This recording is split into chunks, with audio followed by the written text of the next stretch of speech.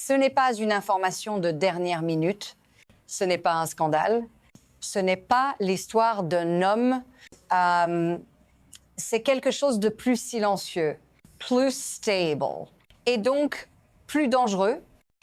Nous sommes entrés dans un système où la sécurité ne dépend plus des règles, mais de la peur. Pas la peur des peuples, la peur des individus ciblés. Un système qui ne renverse pas les gouvernements d'un coup, il les tient en suspens. Il promet la paix conditionnelle. Il suspend la violence temporairement. Vous n'avez rien raté aux informations. C'est précisément le problème. Parce que ce mécanisme fonctionne mieux quand il n'est pas nommé. Quand il ressemble à de la retenue, à de la sagesse. Si vous restez avec moi, vous verrez comment ce calme est fabriqué. Et pourquoi il ne peut pas durer. Ce qui compte maintenant, ce n'est pas l'événement, c'est la structure qui l'a rendu possible. Ce que ce système contrôle aujourd'hui, ce ne sont pas les territoires, ce ne sont même plus les gouvernements. Ce qu'il contrôle, ce sont les choix possibles. Il décide quelles options restent ouvertes et lesquelles deviennent soudainement impensables. Ce pouvoir ne passe pas par des lois. Il ne passe pas par des votes. Il passe par une équation très simple. Coopérer et le danger recule. Résister et il s'approche. Dans ce cadre, les institutions deviennent secondaires. Les ministères, les parlements, même les armées nationales. Ce qui compte, c'est l'accès à la force réelle, mobile, précise, toujours déjà prête. C'est un système qui récompense l'obéissance sans jamais la garantir. Un système où la stabilité n'est jamais acquise, seulement prolongée. Jour après jour, décision après décision. Et le plus troublant, c'est que, vu de loin, cela ressemble à du contrôle, à de la maîtrise, presque à de la paix. Mais ce n'est pas encore l'histoire complète, parce que ce type de pouvoir n'est pas apparu soudainement. Il s'est installé lentement, presque sans que nous le remarquions. Il y a eu un avant, et puis il y a eu maintenant, avant, la menace était collective. Des sanctions, des embargos, des guerres longues, visibles, coûteuses. Maintenant, la pression est chirurgicale. Personnalisée, silencieuse. Avant, un régime pouvait se cacher derrière ses frontières, derrière ses institutions, derrière le brouillard diplomatique. Maintenant, ce brouillard s'est dissipé. Les dirigeants savent qu'ils sont vus, localisés, cartographiés dans leur quotidien. Ce changement ne s'est pas imposé par un choc. Il a été normalisé, présenté comme de la retenue, comme une alternative plus humaine à la guerre.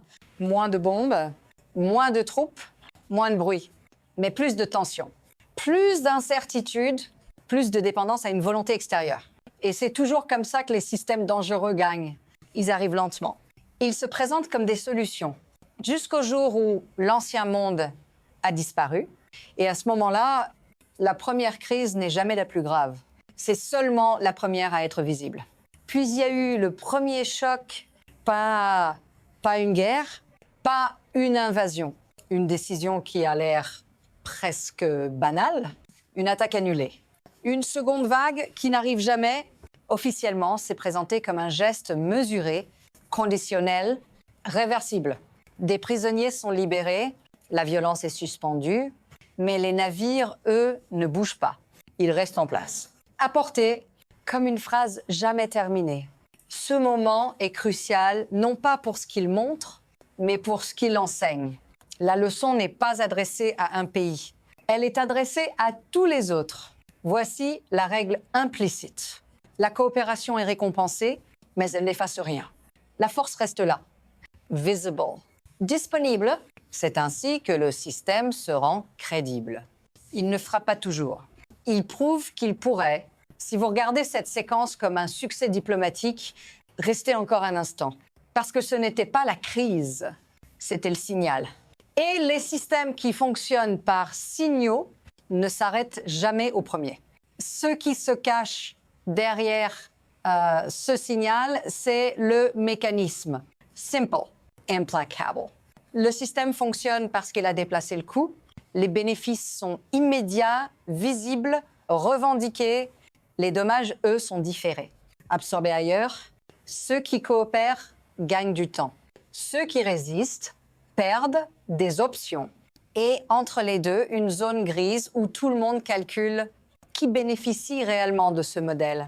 Ceux qui contrôlent l'information, le renseignement, la capacité d'agir sans prévenir, qui absorbe les dégâts, les institutions locales fragilisées, les chaînes de commandement rendues nerveuses, les sociétés civiles coincées entre calme apparent et peur latente. Parce que ce système ne demande pas la loyauté, il exige la conformité et il la vérifie en permanence. Chaque concession devient un précédent, chaque suspension de violence devient une dette, et cette dette ne disparaît jamais. Elle s'accumule. Voilà pourquoi ce mécanisme est si difficile à arrêter. Il ne provoque pas d'effondrement immédiat. Il produit de la dépendance, et une fois qu'un système gouverne par dépendance, la prochaine crise n'est plus une surprise, c'est une échéance. Alors le rythme change, les décisions se resserrent, les délais disparaissent, les messages deviennent plus courts. Un navire est abordé, un leader est arrêté, une capitale se tait. Pas d'annonce triomphale, pas de discours, juste des faits qui tombent l'un après l'autre. Un hélicoptère reste dans l'espace aérien plus longtemps que prévu. Une protection supposée s'efface. Un allié recule sans explication.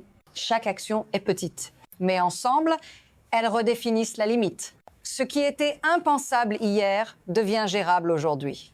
Et c'est là que le danger accélère. Parce que le système apprend. Il mesure la réaction. Il ajuste la pression. Quand il n'y a pas de riposte claire, le seuil descend encore. Ce n'est plus une démonstration, ce n'est plus un avertissement. C'est une répétition générale, une pratique.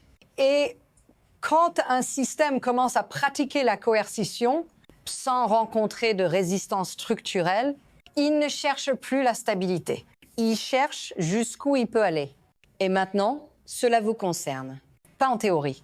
Pas un jour. Peut être. Maintenant, parce que dans ce système, votre sécurité ne dépend plus d'un équilibre stable. Elle dépend du fait que quelqu'un, quelque part, estime que vous n'êtes pas le problème aujourd'hui. Vous le ressentez déjà.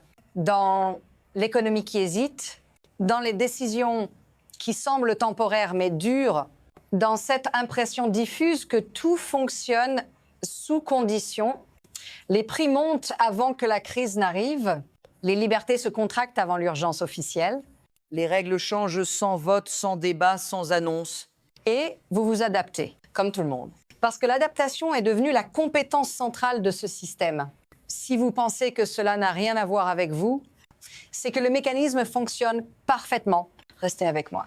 Parce que ce que vous vivez individuellement est ce que en fragments. Ce qui vient ensuite dépasse les frontières. Et une fois que ce type de pouvoir se met à circuler, il ne demande plus la permission. Ce système ne reste jamais confiné. Une fois qu'il fonctionne quelque part, il devient un modèle ailleurs. Parce qu'il est efficace, parce qu'il est rapide, parce qu'il évite les coûts visibles. D'autres États observent, ils apprennent. Ils comprennent que la dissuasion n'a plus besoin d'être massive pour être crédible. Il suffit qu'elle soit précise et plausible. Les frontières cessent d'être des protections. Elles deviennent des lignes administratives. Ce qui compte, c'est la portée, la capacité d'atteindre, la certitude d'être vue. Les alliances changent de nature. Elles ne sont plus fondées sur des valeurs partagées, mais sur des calculs de risque. Qui peut me protéger? Qui peut me viser? Qui peut décider? Et dans ce paysage, l'instabilité devient contagieuse, parce que chaque régime sait que le précédent compte, que ce qui a été toléré une fois peut être reproduit ailleurs. Ce n'est plus un monde d'équilibre. C'est un monde de test permanence. Et la question qui se pose maintenant n'est pas « est-ce que ça va arriver ici ?» mais « à quel moment et sous quelle forme ?» À partir d'ici, il n'y a plus de certitude, seulement des trajectoires. 3 chemins se dessinent. Le premier, c'est l'ajustement. Le système se stabilise en surface. Les acteurs apprennent à lire les signaux, à céder juste assez, à ne jamais provoquer trop fort. La peur devient une compétence diplomatique. la coercition, une routine, ça fonctionne jusqu'à ce que ça ne fonctionne plus. Le deuxième, c'est l'érosion. Les institutions continuent d'exister, mais se vident. Les décisions réelles se prennent ailleurs. Les dirigeants gouvernent sous surveillance permanente.